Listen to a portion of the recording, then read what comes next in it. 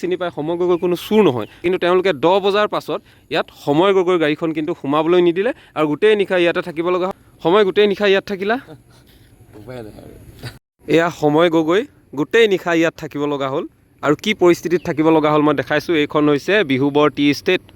এইটো বিহুবৰ টি ষ্টেটৰ যিটো মূল কাৰ্যালয়, ইয়াত গোটেই চাহপাত জমা ৰখা বা ইত্যাদি হয়। কিন্তু ইয়াত তেওঁলোকৰ নাটক, ইয়াত এখন নাটক হৈছে। আপোনালোকে নিশ্চয় জানে যে এই বয় বস্তু যেতিয়া সাহাৰ্য দিবলৈ আহে তেতিয়াও ইয়াত বহুখিনি গাড়ী পথ বেয়া হৈছে বুলি ঘূৰাই দিয়া হ'ল। কিন্তু সময় গগৈয়ে যিহেতু ইয়াত কমল চাপৰিৰ ভিতৰত, এইখিনি আপোনালোকে দেখিছে বাঁহবাৰী কমল চাপৰিৰ ভিতৰ অঞ্চলত যাব নোৱাৰে, যিটো এটা বানৰ কাৰণে যিটো এটা অৱস্থা হৈ আছে। আৰু এই অৱস্থাত নাহৰ কটীয়াৰ পৰা ঘৰ বনাবৰ কাৰণে বাঁহ অৰ্ডাৰ কৰিছিলে সময় গগৈ। আৰু বাঁহ আহি পায়হি নিশা 10 বজাত। বাঁহখিনি আহি পায়হি নিশা 10 বজাত ট্ৰেক্টৰ অনা আছিলে, কিন্তু ইয়াত গেটত সোমাব নিদিয়ে। ইয়াতে তেওঁলোকৰ চকীদাৰ আছিলে, গেটত সোমাব নিদিয়ে বোলে। এতিয়া আৰু গাড়ী সোমাব নোৱাৰিব, পথটো এতিয়া বেয়া আছে। দিনটো ইমান গাড়ী গৈ থাকে, কিন্তু ৰাতি এতিয়া তেওঁলোকৰ হঠাৎ পথটো বেয়া হ'ল। ঠিক আছে, এই টি ষ্টেটৰ কিবা ৰেষ্ট্ৰিকশ্যন আছে তাত মানিছোঁ, কিন্তু এতিয়া বানাক্ৰান্তত যে ৰাইজসকলৰ অৱস্থা কিটো হৈ আছে, তেওঁলোকৰ বাবে এইখিনি কথা চিন্তা কৰি বহুত মানুহ ওলাই আহিছে। তাৰ মাজতে অন্যতম হৈছে সময় গগৈ।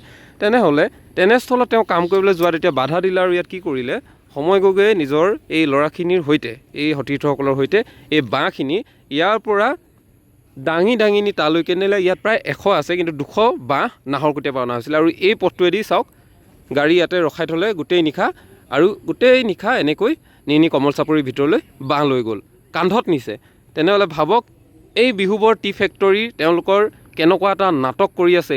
ইয়াত এতিয়া এখন কিবা ইণ্ডিয়া পাকিস্তানৰ যুদ্ধৰ এটা যেন বৰ্ডাৰ আছে, এনেকুৱা এটা তেওঁলোকে কৰিব বিচাৰিছে।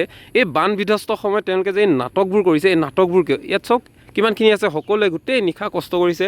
আজি সময় গোটেই নিশা ইয়াতে থাকিব লগা হ'ল, গোটেই নিশা এই বাঁহখিনিৰ ওপৰত থাকিব লগা হ'ল। তেনেহ'লে আপোনালোকে চাওক বিহুবৰ টি ষ্টেট, এইটো টি ফেক্টৰী, তেওঁলোকৰ কি ধৰণৰ ইয়াত কাম কৰিছে নাজানো। এই অঞ্চলটোৰ সমাজ জীৱনৰ কাৰণে এই টি ফেক্টৰীটোৱে কি কাম আজিলৈকে কৰিছে, অৱদান কি মই নাজানো, কিন্তু তেওঁলোকে এনেধৰণৰ কি নিয়ম কৰিছে। এই পথটোত আপোনালোকে দেখিছে যিসকলে কমল চাপৰিলৈ সাহাৰ্য দিবলৈ আহিছে, আপোনালোকে নিশ্চয় দিনে ৰাতি আপোনালোকে অহা যোৱা কৰিছে। আৰু এইটো কথা হৈছে যে ইয়াত নাগালেণ্ডৰ পৰা কেইজনমান মানুহে আহি সময়ৰ নেতৃত্বত ঘৰ বনাই আছে, আৰু তেওঁলোকক পুৱা 5 বজাৰ পৰাই তেওঁলোকে কামত লাগে। তেনেহ'লে বাঁহখিনি যিহেতু প্ৰয়োজন হৈছিলে, সেইকাৰণে বাঁহখিনি নিব বিচাৰিছিলে। আপোনালোকেতো অসমবাসীয়ে চিনি পায় সময় গগৈ কোনো চুৰ নহয়। তেনেস্থলত এই টি ফেক্টৰীটোৱে কিন্তু তেওঁলোকে নাজানে, তেওঁলোকৰ নিৰ্দেশ আছে হেনো। তেনেহ'লে কি নিৰ্দেশ আছে নাজানো, কিন্তু তেওঁলোকে এইধৰণে ৰখাই থ'লে। সময় গোটেই নিশা ইয়াত থাকিলা,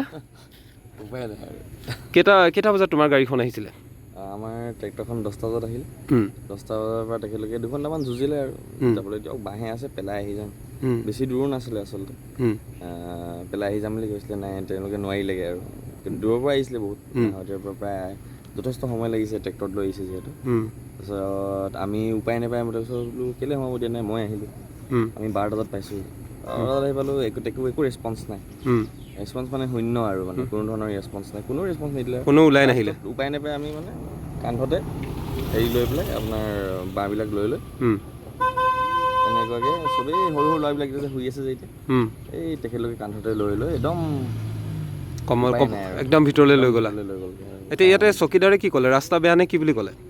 মোক ক'লে কি পুল এটা ভাঙি আছে, পুল এটা ভাঙি যোৱাৰ কাৰণে ইয়াত ৰাস্তা হেৰি নহয় বুলি ক'লে, মানে গাড়ী যাব নোৱাৰে বুলি ক'লে। দিনততো গোটেই গাড়ী গৈ আছে, দিনত গাড়ী গৈছে, তেওঁলোকৰ পাৰ্চনেল গাড়ী, যেনেকৈ এতিয়াও পাৰ্চনেল গাড়ী এখন গৈছে, এইভাগে যাব পাৰে, পাৰ্চনেল গাড়ী গৈছে। তাৰপিছত কিন্তু এতিয়া আমি যেতিয়া আমি কান্ধত লৈ আমি বা ভিতৰলৈ গৈ আছিলোঁ থ'বলৈ, তাত দেখিছোঁ যে পুলটো যথেষ্ট ভাল, কমেও 2-3খন ট্ৰাক একেলগতে মানে থিয় হৈ দিলেও একো নহয়, কোনো ভগা নাই, মানে নাই অলপ ভগা নাই। মই তাকে বুজি নাপালোঁ আচলতে কিয় এনেকৈ কিয় হ'ল বা কিয় মানে কৰিবলগীয়া হ'ল। ঠিক আছে বাৰু, 10টা বাজিছিলে, কিন্তু এতিয়া হৈছে যে এতিয়া বানপানীৰ সময়, এতিয়া সময় নাই আৰু, সময় বুলিবলৈ নাই। আমি চাৰ্চত দেখিছোঁ মানুহ আছে, মন্দিৰত মানুহ আছে, বহুতৰ ৰেষ্ট্ৰিকশ্যন থাকে, কিন্তু এই বানপানীৰ সময়ত মানে কোনো ধৰণৰ ৰেষ্ট্ৰিকশ্যন থাকিব নালাগে বুলি মই ভাবোঁ। আৰু আমি ধৰি লওক বাঁহে নিব গৈছোঁ, যিহেতু কমল চাপৰিত যোনটো এৰিয়াত আমি কাম কৰি আছোঁ, মানে মানুহখিনিৰ যথেষ্ট কষ্ট। 2টা খুঁটি আছে, তলৰ খুঁটি ওপৰ খুঁটি। তলৰ খুঁটিৰ ফালে গাড়ী কোনো মতে যায়, ওপৰ খুঁটিৰ ফালে কিন্তু সেইখিনিও নোৱাৰে যাবলৈ। আৰু সেইফালে যে আমি ঘৰৰ বজাৰ এটা ল'ব পাৰিছোঁ, সেয়া আমাৰ কাৰণে এটা ডাঙৰ চেলেঞ্জ আছিলে। মানুহখিনি যে আমাৰ যিসকলে কাম কৰিছে, তেখেতলোকে যে মান্তি হৈছে, সেইটোৱে মোৰ কাৰণে ডাঙৰ কথা। এতিয়া কিন্তু মই তেখেতলোকক বাঁহ ছাপ্লাই দিব পৰা নাই, সেইটোৱে মোৰ কাৰণে আটাইতকৈ দিগদাৰ হৈছে। আৰু মিস্ত্ৰী কেইজনো তোমাৰ মানে নক'বা, তেখেতলোকে কষ্ট কৰিছে, কিন্তু মই সেই হিচাপে তেখেতলোকক চোৱা চিতাও কৰিছোঁ, চব সুবিধা দিবও চেষ্টা কৰিছোঁ। কৰিছোঁ, কিন্তু কি হৈছে বাঁহখিনি আমি চাপ্লাই দিব নোৱাৰা কাৰণে অলপ কামবিলাক শ্ল' হৈ গৈছে। আৰু লগতে এতিয়া কি হৈছে, এতিয়া য'ৰলৈকে ধৰি লওক গাড়ীখন গ'ল হয়, বাঁহখিনি তাত পেলোৱাৰ পাছতো কান্ধত লৈ পেলাই সেই স্পটলৈ যাবলগীয়া হ'ল হয়। কাৰণ কেলৈ ৰাস্তা এতিয়াও নাই মানে, বাগানৰ ফেঞ্চিং পাৰ হৈ পেলাই পলস এইখিনি পাৰ হৈ পেলাইহে বাঁহখিনি পেলাবলগীয়া হয়। মানে ইয়াৰ পৰা কান্ধত লৈ যোৱাটোতো যথেষ্ট দূৰ হয়, আৰু য'ত বাঁহখিনি আমি পেলালেও হয় তাৰ পৰাও যথেষ্ট দূৰ হয়। সেইকাৰণে আমি আচলতে সেই স্পটত বাঁহখিনি পেলাব বিচাৰি আছিলোঁ, কিন্তু সেইটোকে যাবলৈ নিদিলে। সেইটো মই আচৰিত পালোঁ। আৰু গোটেই নিশা ইয়াতে থাকিলা তুমি?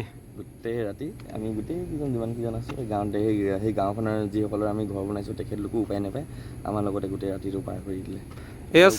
এয়া চাওক মই দেখাইছোঁ তেওঁলোকৰ কমল চাপৰিৰ লোক আছে, গোটেইখিনি ইয়াতে থাকিলে, এই বাঁহখিনিৰ ওপৰতে শুই থাকিলে। তেনেহ'লে চাওক ইয়াত এইখন বিহুবৰ টি ষ্টেটৰ কৰ্মকাণ্ড আপোনালোকে নিজে চাওক, তেওঁলোকে কি ৰেষ্ট্ৰিকশ্যন দিছে নাজানো, কিন্তু এই বান বিধ্বস্ত এই সময়খিনিত মানুহে ইজনে ইজনক সহায় কৰিবলৈ ওলাইছে, তেনেস্থলতো তেওঁলোকৰ ইমান ডাঙৰ ৰেষ্ট্ৰিকশ্যন কি হ'ল মই নাজানো, নে ইয়াৰ ভিতৰত কমল চাপৰিত বোমা বাৰুদ আগত ওলাইছিলে যদি মই নাজানো, কিন্তু তেওঁলোকৰ যিটো ৰেষ্ট্ৰিকশ্যন দিছে আৰু এতিয়া ইয়াত যাবলৈ নিদিয়াৰ ফলত আপোনালোকে নিজেই ভাবক, সময় গগৈক মই আৰু চিনাকি কৰাব নালাগে, এই গোটেই নিশা সময় গগৈ ইয়াত থাকিব লগা হ'ল। এই বাঁহখিনি ইয়াৰ পৰা তেওঁলোকে কান্ধত নিব লগা হ'ল, কিন্তু ইয়াত সোমাবলৈ নিদিলে। এনেকুৱাই ৰুল ৰেগুলেশ্যন, নাজানো ইয়াত এতিয়া কি ধৰণৰ ব্যৱস্থা আছে, কিন্তু মেনেজাৰ যেতিয়া আমি ফোন কৰিছোঁ ৰাতি 11:30 বজাত, ফোন ধৰা নাই, ৱেলফেয়াৰ মেনেজাৰে ফোন ধৰা নাই, কোনেও ফোন ধৰা নাই, কাৰো ৰেছপন্স নাই। কিন্তু এতিয়া যে বিপদত মানুহে সহায় কৰিব আহিছে, এই বিপদত যে মানুহে সহায় কৰিব আহিছে সেই সময়খিনিত কিন্তু তেওঁলোকৰ এইখিনিও তেওঁলোকে ভাবি নাচালে যে এই মানৱতাৰ যি গুণ লৈ বহুতখিনি মানুহে সহায় কৰিব আহিছে, এইখিনিক যে আমি এনে কৰাটো উচিত নহয়, এইখিনি কথা কিন্তু তেওঁলোকৰ মস্তিষ্কলৈ নাহিলে, তেওঁলোকে ভাবি নাচালে।